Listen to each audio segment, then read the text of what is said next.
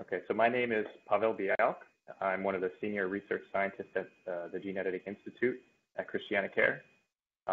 I primarily run the Custom CRISPR Services Core, which I'm going to basically talk about today for a few minutes. But just to give a brief background to who we are at the Gene Editing Institute, we're actually embedded in the Helen F. Graham Cancer Center at CRISPR in Newark, Delaware, and we have 5 primary organizational pillars that represent the diversity of the work we do.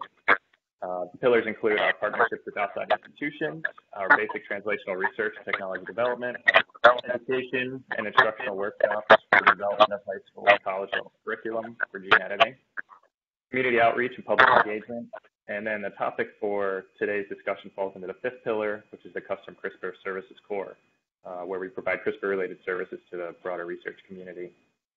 And then just off to the box and off to the side here, I just have a few examples of our clients and collaborators which we've recently worked with, which you can see include both academic and commercial institutions.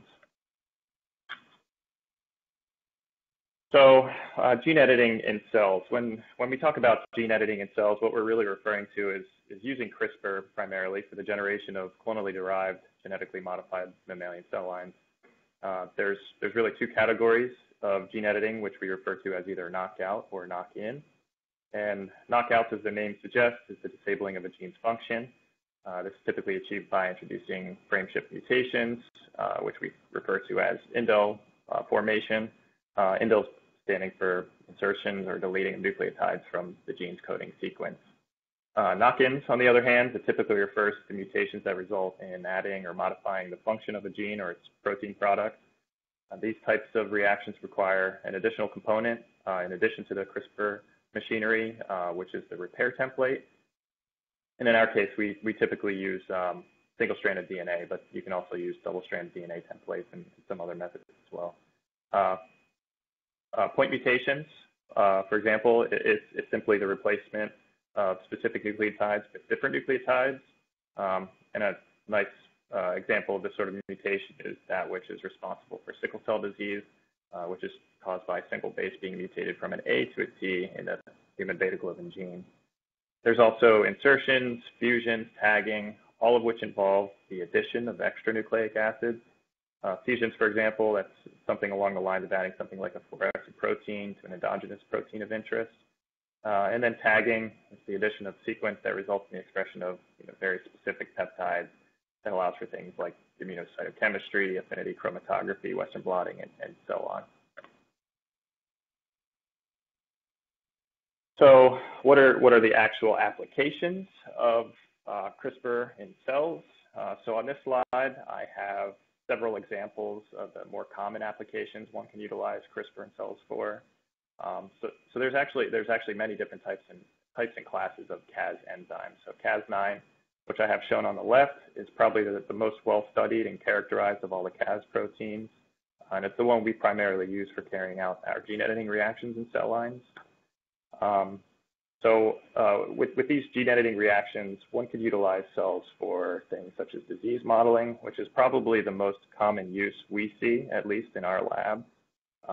Other things like protein localization, drug discovery, for techniques such as immunocytochemistry, Western blotting, immunoprecipitation, and so on. And additionally, by using either modified Cas9s or even other Cas proteins, such as Cas12a or Cas13, which we also work with, one could do things such as gene regulation, either by inhibition or activation, or even for the development of diagnostic systems. So some of you may be aware of in the news recently, Sherlock Biosciences.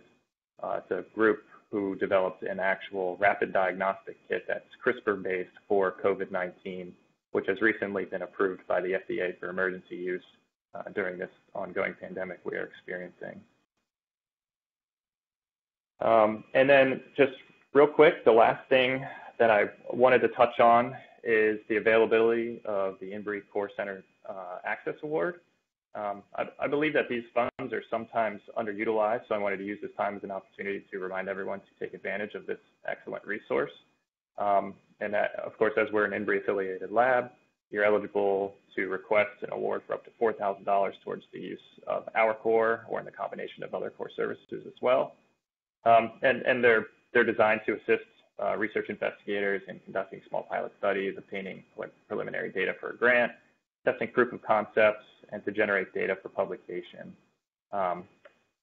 The application process is straightforward. In my experience, the review and awarding process is rather rapid. So I highly recommend if there's anybody on the line who isn't aware of this opportunity here to take a look at it and utilize it if possible. Definitely a good resource to have within this INBRE community. So I believe I kept it brief enough.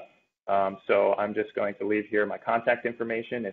If anybody would like to reach out to us to discuss any potential projects to work on, some collaborations or some services, you can just reach me directly. That's my office number, as well as my email, and you can also actually get to us at our website, which is listed here as well. Typically, the best way to set something like this up is to just send an email with a short description of what you're interested in. We can set up a phone call and get into some discussions to see how we can best move forward. So I'll stop there. I think I was under 5 minutes. And I guess if there's any questions, I'd be happy to answer them now.